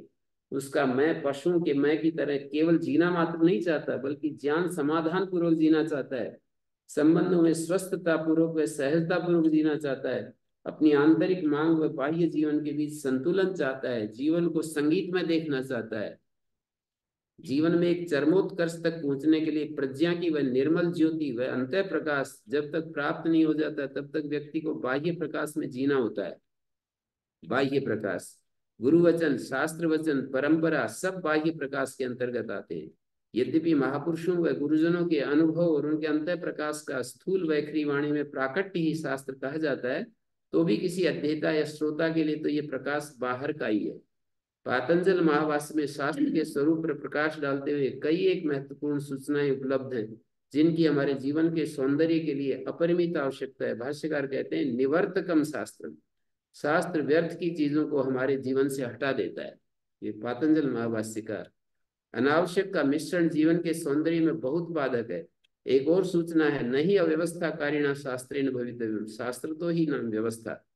शास्त्र का काम व्यवस्था करना है, न कि अव्यवस्था। व्यवस्था का ही दूसरा नाम शास्त्र है। शास्त्र हमारे जीवन को व्यवस्थित कर देता है। कर्तव्य कर्तव्य, धर्म अधर्म, सत्य असत्य, प्रवृत्ति निवृत्ति का यथार्थ बोध शास्त्र में ही होता है। एक अन्य स्थान पर कहा, धर्मोपदेशनम इदम शास्त्रम, शास्त्र धर्म का उपदेश करने वाला होता है। शास्त्र से ही हमें धर्म का ठीक ठीक ज्ञान होता है। विशेषज्ञों ने कहा है, प्रवृत्तिर्वा निवृत्तिर्वा नित्येन कृतकेन वा पुंसामेन उपदिश्यते तत्शास्त्रम अभिधीयते। जिन नित्य वचनों, अपौरुषेय वेद वचनों से अथवा वेद से अन्य प्रामाणिक वचनों, कृतकेन मतलब नित्य से या कृतक से, अपौरुषेय वेद वचनों से या वेद से अन्य प्रामाणिक वचनों से जो मनुष्यों की कर्मों में प्रवृत्ति निवृत्ति कही जाती है, उन वचनों का नाम ही शास्त्र है। शास्त्र के दो ही प्रयोजन है, मनुष्य को इष्ट में लगाना, अनिष्ट से हटाना। इष्ट में लगाना, भाई इष्ट इष्ट इष्ट अनिष्ट कोई तो नहीं समझता आदमी। शास्त्र के दो ही काम है, इष्ट में लगाना, अनिष्ट से हटाना। श्रीमद् भगवद गीता में कहा है, तस्मात् शास्त्रम प्रमाणम ते कार्य कार्य व्यवस्थित। कार्य कार्य का निर्णय करने के लिए अर्जुन तुझे शास्त्रों को प्रमाण मानना चाहिए। अतः शास्त्र विधान से कही हुई बात को समझकर शास्त्र द्वारा जो ये आज्ञा दी गई है कि ये कार्य कर, ये मत कर, यही शास्त्र विधान है। तदनुसार इस श्लोक में कर्म करना, इससे पहले वाले श्लोक में कहा, यह शास्त्र विधि मुत्सृज्य, शास्त्र विधि को छोड़कर मनमाना आचरण करने लग गए, उसे न सिद्धि मिलती है, न सुख मिलता है, न उत्तम गति मिलती है। ज्ञान की न्यूनता और इंद्रियों की बहिर्मुखता के कारण मनुष्य की प्रतीयमान इंद्रिय सुखों में अत्यंत आसक्ति रहती है। अधिक से अधिक संपत्ति, सत्ता प्राप्त करने की लालसा लगी रहती है। इसके कारण उसके मन बुद्धि की चंचल अवस्था में मनुष्य अपने मैं, शुद्ध मैं की मांगों को ठीक ठीक आकलन नहीं कर पाता। बुद्धि की चंचल अवस्था में मनुष्य अपने मैं की मांग जो है, शुद्ध मैं की मांग, अपने अहंकार की मांगों को अपनी मैं की मांग समझता है। जैसे बड़ा घर, बड़ी गाड़ी, भौतिक साधनों की विपुलता, बाहर से मिलने वाला सम्मान, प्रतिशोध की भावना, तुच्छ मनोरंजन से अपने मन को खुश रखना, तमाम प्रकार की चीजों को अपने आंतरिक मैं की तृप्ति के साधन के रूप में देखता रहता है। शास्त्र धीरे धीरे व्यक्ति को स्वेच्छाचारिता को नियंत्रित करता हुआ उसे अंतर्मुख करने में मदद करता है। अंदर उपस्थित भगवान, गुरु, सत्य, चैतन्य, आनंद, प्रेम, करुणा, प्रकाश, ये सब व्यक्ति का पूर्ण परिचय से जब व्यक्ति का पूर्ण परिचय हो जाता है तो इन बाहर के शास्त्रों या इन बाहर के गुरुओं का कार्य पूरा हो जाता है। व्यक्ति अंतः प्रेरणाओं से चलना आरंभ कर देता है। जीवन धन्य हो जाता है, स्वर्ग का धरती पर अवतरण हो जाता है, अमृतत्व की प्राप्ति हो जाती है, प्रसन्नता जीवन का अविभाज्य अंग बन जाता है। सब विद्याओं के विभाग, सभी विद्याओं का अंतहीन विस्तार अपरा विद्या के अंतर्गत आते हैं। यद्यपि अध्यात्म विद्या मनुष्य के समग्र व्यक्तित्व का आंतरिक बोध परा विद्या है, किंतु वह भी जब गुरु उपदेश या शास्त्र से प्राप्त की जा रही होती है तो अपरा विद्या के क्षेत्र में ही समाहित होती है। वह शुद्धतम अवस्था में, जो कि तत्वों के साक्षात्कार में अविनाभाव संबंध के रूप में स्वीकृत हुई है, उस प्रतिबोध रूप अवस्था या निधिध्यासन रूप अवस्था का ही पराविद्या के रूप में समावेश किया गया है। सो ज्ञान का विषय क्षेत्र मैं, वह और यह तीन है। इन तीनों का ही अंतहीन विस्तार उपलब्ध है। मैं का यह स्वयं में प्रत्यक्ष अनुभव कर सकते हैं। मैं का हम स्वयं में, मैं वह है जिसे ठीक शिक्षा, ठीक संस्कार, ठीक परिवेश मिल जाए तो वह अपने आप को समग्रता से जानने में सक्षम हो जाता है। अन्यथा वह स्वेच्छाचारी, इंद्रियों का दास, सदा भयभीत, अपने सुखों के लिए दूसरों की परवाह न करने वाला, अहंकारी, ज्ञान और भाव दोनों से विहीन, दुखों की अंतहीन श्रृंखला मात्र बनकर जीता है। उचित शिक्षा, संस्कार, परिवेश मिलने पर वह मैं सदा ज्ञान समाधान में जीना चाहता है, सदिच्छा, सदविचार, सदाशा में जीना चाहता है, सदा दूसरों के साथ संबंध पूर्वक जीना चाहता है, न्याय पूर्वक अर्थात मानवीय मूल्यों के साथ जीना चाहता है, गौरव के साथ, कृतज्ञता और श्रद्धा पूरी हृदय के साथ जीना चाहता है, स्वयं को और दूसरों को सुखी देखना चाहता है, प्रकृति के साथ सहअस्तित्व पूर्वक, समाज में निर्भयता पूर्वक, परिवार में अपने ज्ञान के प्रकाश में अपनी आवश्यकताओं का निर्धारण करना कि दूसरों की देखा देखी झूठे दिखावे के साथ समृद्धि पूर्वक जीना चाहता है। वह के बारे में शास्त्र से या प्रामाणिक गुरुजनों से सुनते हैं कि और उसे सुने हुए को कैसे अपने प्रत्यक्ष अनुभव में लाया जाए, इस विषय में भी मार्गदर्शन पाते हैं। तीसरा रह जाता है यह का ज्ञान प्राप्त करने के लिए तो समस्त संसारी अपने अपने ढंग से बड़े उत्साह के साथ जुटा हुआ है। सरलार्थ यह है कि इन तीनों का ही शास्त्र अपने गुरुजनों से उपलब्ध ज्ञान अपरावत विद्या के अंतर्गत आता है। तीनों का ही शास्त्र अथवा गुरुजनों से उपलब्ध ज्ञान अपरा विद्या, मैं और वह का अनुभवात्मक ज्ञान परा विद्या के अंतर्गत आता है।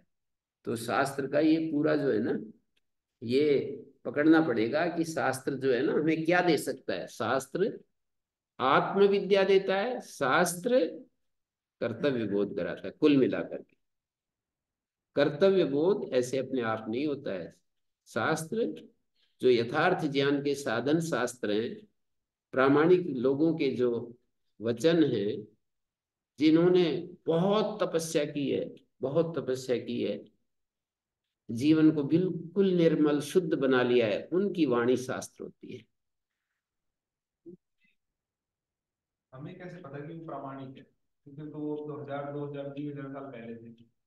उनकी बातों को देख करके जो सर्वभूत हित में है, उनको सुनकर शांति मिले, जिनके पास बैठ करके शांति मिले। मान लो जीवित महापुरुष हैं जिनके पास बैठ करके हमें शांति मिले और हमें सहजता महसूस हो, और हजारों साल पहले हुए उनकी बात सुन करके।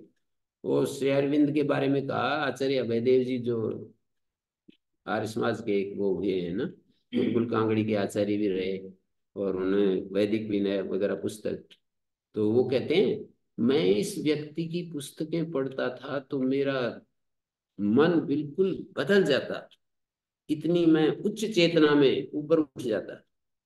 तो पता चल रहा है ना कि एक व्यक्ति की किताबें पढ़ते हैं तो एकदम ऊपर उठ जाते हैं। नहीं कोई दूसरा व्यक्ति पढ़े वो नहीं उठ पाता। नहीं उठ पाता तो वो उसकी स्थिति नहीं है ना, वो ग्रहणशील नहीं है, या उसका बुद्धि का विकास वहां तक नहीं हुआ है। किसी और पुस्तक को पढ़ने से उठ जाता है। हाँ, तो उसकी अपनी अपनी वो है, अलग अलग, ठीक है, उठ जाए तो उत्साह यदि आ जाए और जीवन में कुछ सौंदर्य बढ़ जाए तो बहुत अच्छी बात है। कहीं ये नहीं है कि एक से ही बढ़ेगा, इसीलिए तो विविधता है शास्त्रों की। पर प्रामाणिक शास्त्र जो है ना, और प्रामाणिक व्यक्ति को आप्त पुरुष कहते हैं, आप्त पुरुष की वाणी को शास्त्र कहते हैं। और ये शास्त्र दो हैं, कृतक और नित्य। अपौरुषेय वाणी कृतक नित्य है, और ऐसे आप्त पुरुषों की वाणी नित्य है। एक अपौरुषेय वाणी है, एक कृतक है। मानी जो आप्त पुरुष हैं, जो साक्षात्कृत धर्मा जो लोग हैं या हुए हैं, जैसे श्री कृष्ण की वाणी को हम पढ़ते हैं अभी भी 5000 साल बाद। हाँ, हैं या हमने मान लिया वो बढ़िया है। वो हमारी प्रकृति में ठीक बैठते हैं, ये तो सही है। हम उसके प्रति हम लोग परीक्षा करते हैं कि ये बातें मतलब कैसी, हमारी बुद्धि के अनुसार हम तोलते तो हैं ही। और मेरे ख्याल से तोड़ते नहीं है, हमारे दिमाग में बैठा दिया जाता है बचपन से ही कि जैसे कि बाहर रहते तो पहले ही बैठा दिया जाता है कि ये सारे भगवान है, ये है वो है। नहीं, वो तो ठीक है, प्रशिक्षण की भी बात है, तोलते भी हैं। अब जैसे मैं तो तोलता हूँ, मैं तो देखता हूँ सहज, हमें वो भी लगती है कि ये बहुत अच्छी बात है, ये बहुत ही अच्छी बात है। मेरी एक मानसिक संरचना, बौद्धिक संरचना बन जाती है, उसके अनुसार फिर वो विकसित होती रहती है। और फिर बहुत ज्यादा करते करते फिर ठीक ठीक पता लगने लगता है कि ये तो वास्तव में सही है, किसी के उसमें वो नहीं आ रहा है।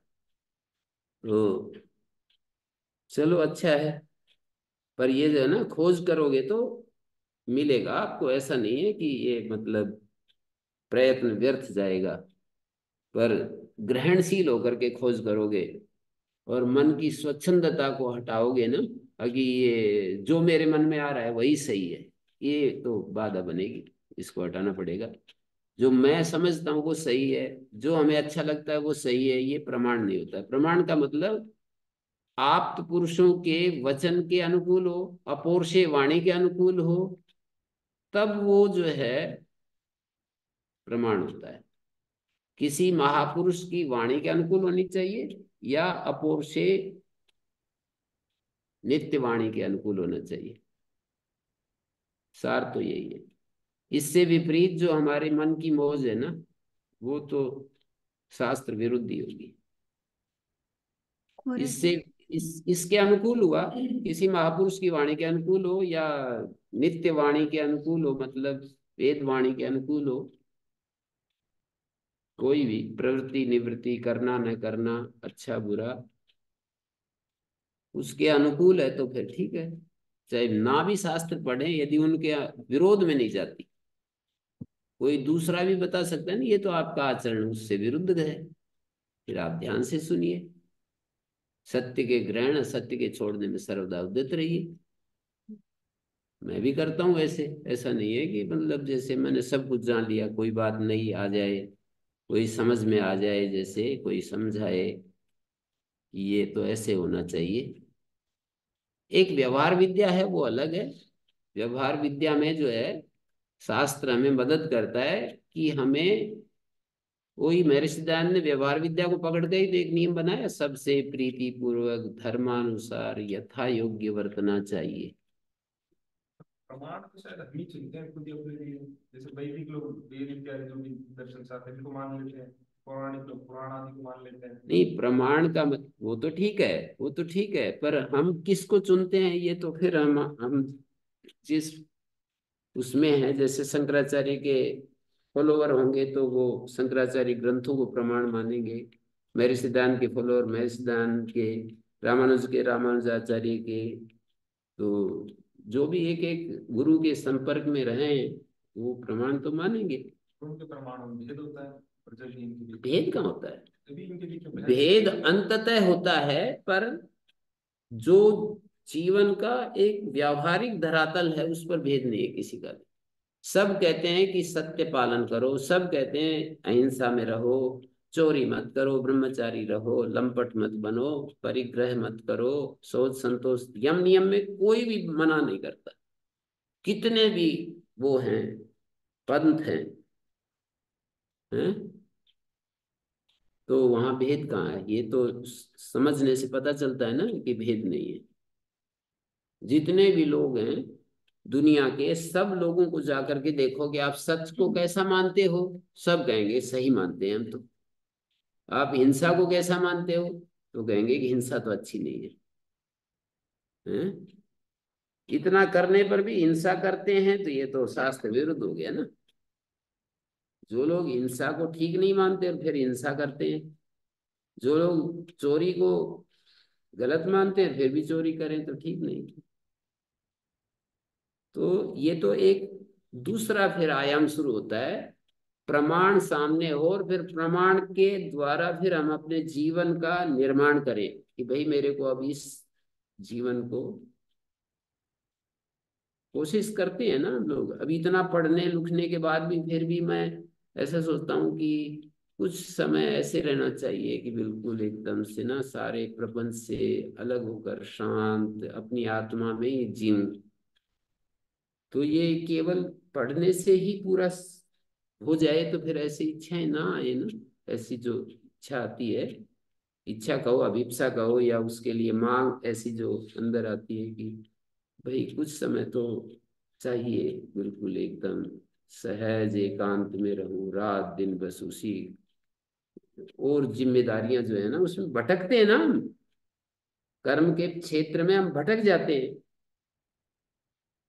देखा देखी चीजों के प्रभाव हमारे मन पर आ जाते हैं। ऐसे नहीं कह सकते कि एक सेकंड के लिए भी प्रभाव नहीं होता है, प्रभाव आते हैं। तो पूर्णता के लिए तो बिल्कुल एकदम से और भी आगे जाना पड़ेगा, और भी आगे जाना पड़ेगा। शास्त्र जो कहते हैं उसके अनुसार हमें बहुत भगीरथ प्रयत्न, इतना प्रयत्न करना पड़ेगा। मैं सोचता हूँ अभी कर भी नहीं पा रहा हूँ। जैसे ओलंपिक के उसमें ट्रैक में खड़ा कर दिया जाता है ना जिसको दौड़ने के लिए, अब वो दौड़ता है तो कितनी ताकत लगा देता है। दिखते हैं ना आगे 100 करोड़ रुपए दिखे, 100 करोड़ रुपए आगे जहां पहुंचे और 100 करोड़ हाथ में। तो ऐसे हमारे को 100 करोड़ नहीं दिख रहे कि भाई ये जीवन जो है ना पूरा ऐसा बिता देंगे तो ये 100 करोड़ तो क्या, हजारों लाखों करोड़ से भी अधिक बड़ा साम्राज्य हमें मिलेगा। तो रहेंगे कि फिर सबको अलग अलग अलग दिशा में दिख रहे हैं। दिख रहे हैं। अब मान लीजिए हम ही दौड़ रहे हैं अपने अध्यात्म में, तो एक ओलंपिक में खिलाड़ी जो दौड़ रहा है उतना वेग हम में नहीं है ना अपने लक्ष्य के लिए। होना चाहिए ना। तो हम भी अपने हिसाब से सही रहे हैं। कोई गीता पढ़ता है उसे कर्म में ही सब कुछ दिखता है, कोई वेद पढ़ता है उसे ध्यान में नहीं, सब कुछ मैं तो दिखता है। उसकी कह रहा हूँ, वेग उत्साह मेहनत पुरुषार्थ कहाँ कर रहे हैं हम? जैसे वो ओलंपिक में जिनका चुनाव हो गया ना, जिनका ओलंपिक में चुनाव हो गया, दम तोड़ देते पूरा, रात दिन। किसी प्लेयर ने मेरे को बताया था कि 8-9 घंटे खेलते हैं जी हम तो, प्ले ग्राउंड में रहते हैं 8-9 घंटे।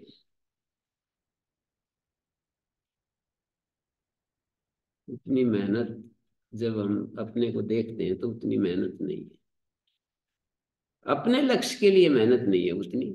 ये तो ठीक है, हम मेहनत कर रहे हैं, कुछ कुछ ढीले ढीले अपना काम कर रहे हैं। इतनी ईमानदारी यदि आ जाए ना तो सही हो जाए, तो ओम हम गुरुजी। ये गुरुजी ऐसा होता है ना कि मनोभेद जो है वो तो नहीं होना चाहिए, पर मतभेद हो जाता है गुरुजी। कोई बात नहीं, उसमें क्या है। मतलब ऐसा मतभेद हो भी जाए, नहीं।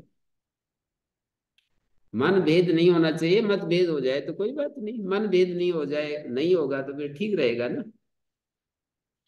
हाँ जी, पर जी किसी ऐसा भी दूसरे व्यक्ति होता के है। साथ हमारा मन भेद ना हो, मतभेद तो हो सकता है ना, हाँ कि जी, पर आपका ये ऐसा मत भी है मेरा ये मत है।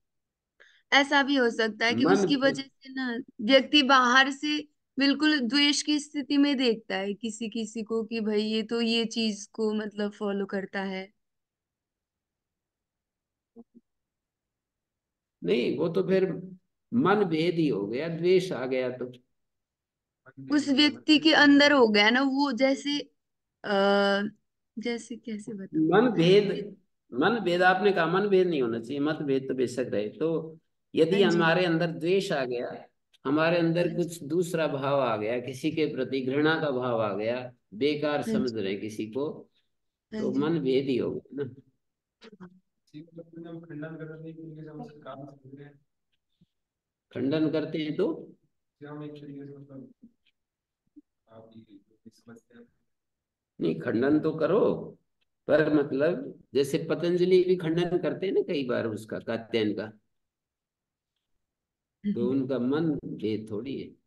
पतंजलि को महान भगवान भी मानते हैं, कई बार खंडन भी करते हैं। क्योंकि अगर हम किसी का खंडन करें इसका मतलब हम उससे अपने नीचे अपने से नीचे समझ रहे हैं, मतलब हम सोच रहे हैं कि हम उससे ऊपर है। ये तो है। तो मन भेद तो हो ही गया। हाँ, तो मन भेद तो नहीं होना चाहिए। मन भेद का मतलब है भाव का भेद नहीं होना चाहिए, मतलब वो भी मनुष्य है, उसके प्रति सम्मान का भाव तो रहना ही चाहिए, उसमें श्रेष्ठता देखना, दूसरे में भी कुछ।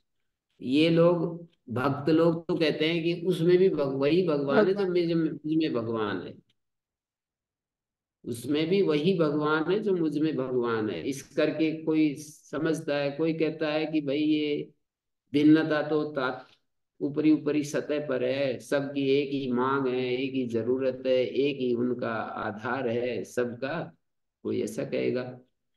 तो ये तो अलग अलग है, लेकिन रास्ते मतलब सहयोग अलग अलग है। कोई कहेगा कि भगवान ही है सब में, कोई कहेगा आत्मा ही है सर्वत्र, एक ही तो आत्मा है। कोई कहेगा कि हमारी जैसी आत्मा तो वो है, इसलिए हमें क्यों घृणा नफरत आदि करनी चाहिए, तो इससे हमारी हानि होती है, हमारा स्वभाव बिगड़ता है। तो ऐसे साधन के द्वारा हम अपने आप को व्यवस्थित करते हैं, अलग अलग साधनों के द्वारा। तो मन भेद तो नहीं होना चाहिए, मन भेद क्यों करते हैं फिर। उनकी हम्म। जी, मन भेद हो होना जाता चाहिए, वो है कभी ऐसा, निकालना चाहिए मतलब सामने वाले की। कोई व्यक्ति हाँ, को वो ना तो ठीक मतलब है, वही नहीं। कमी निकालने में हम, कोई एक सिद्धांत है, हम ये हाँ कह जी। सकते हैं ना कि जी, ये ये कह सकते हैं ना कि ये चीज मेरे समझ में नहीं आ रही है, अनेक आत्माएं समझ में नहीं आ रही है। कोई कहेगा कि एक आत्मा ही है, अनेक आत्मा नहीं, ये हाँ मत हो जी। गए ना दो। कोई कहता जी। है एक ही आत्मा है, सब बुद्धियां अलग अलग है। कोई कहेगा कि आत्मा ही अलग अलग है, कोई कहेगा मुक्ति से पुनरावृत्ति होती है, कोई कहता है मुक्ति से पुनरावृत्ति नहीं होती है। तो ये मत भेद ही तो है। कोई कहेगा कि अद्वैत है, कोई कहेगा अद्वैत है। मत है ना, ये अलग अलग अलग अलग प्रामाणिक व्यक्तियों के सिद्धांत है। मत मानी सिद्धांत, उनके द्वारा मानी गई चीजें। पर अस्तित्व में बहुत सारी चीजें हैं जो प्रामाणिक, जिनको हम कहते हैं वही ये कहते हैं कि एक आत्मा है। कोई कहेगा अनेक आत्मा है, कोई कहता है कि ये जो है ना मुक्ति से पुनरावृत्ति होती है, कोई कहता है कि नहीं होती है। ये मत मत भेद पर मन भेद नहीं होना चाहिए हमें घृणा की दृष्टि से। जैसे कि आचार्य शंकर के शिष्यों को आर्य समाज जी बिल्कुल ऐसे समझ लेते हैं कि ये तो पाकिस्तान से आए हैं, ऐसे हो जाता है। तो ये मन मन भेद है। मत भेद में मन भेद ऐसा हो गया कि जैसे ये हमारे बिल्कुल प्रतिद्वंदी है। जी पर दुख भी तो होता है बहुत ज्यादा, जो कोई ऐसे कह दे, मैं सहन नहीं कर दुख से पाते उन दुख चीजों को। दुख पर तो विजय प्राप्त करनी है ना। फिर दुख मतलब कोई उपाय ढूंढना है। दुख होता है, किसको दुख होता है, कौन दुखी होता है, ये सब खोज करनी है। कौन है जो दुखी होता है हमारे भीतर, और क्या कोई ऐसी स्थिति है कि जब हम दुख से अतीत अवस्था में भी रहते हैं, इस प्रपंच के भीतर पूर्ण प्रज्ञ प्रशांत बने रह सकते हैं क्या। ये सब खोज करनी है हमें, एक एक अपने अपने लेवल पर। कोई दुख से द्वेष हो जाए, दुख तो आना ही नहीं चाहिए, जब भी हो सकता है ये काम। दुख भयानक चीज है। यदि किसी का ये समझ में आ जाए कि दुख, मुझे दुख नहीं चाहिए एक सेकंड के लिए भी, यदि ये बिल्कुल एकदम जम जाए हमारे हृदय में, ये दुख बड़ी खतरनाक चीज है भाई। हम दुखी होते हैं, दुख, वो स्वामी शरणानंद जी ने बहुत एक किताब ही लिख दी इस बात पर। वो कहते हैं कि सब दुखी होते हैं, दुख का प्रभाव किसी के मन पर नहीं। सुख के विषय में कहते हैं सुखी भी हो रहे हैं, सुख का प्रभाव भी है, पर दुख जैसी खतरनाक चीज से प्रभावित नहीं हो रहे हैं हम। दुख से दुखी तो होते हैं, पर दुख का प्रभाव हमारे दिल के ऊपर नहीं।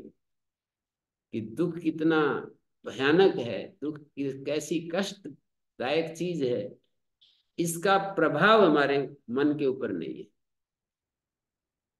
चलो आज यही सही। ओम शांति शांति शांति ही।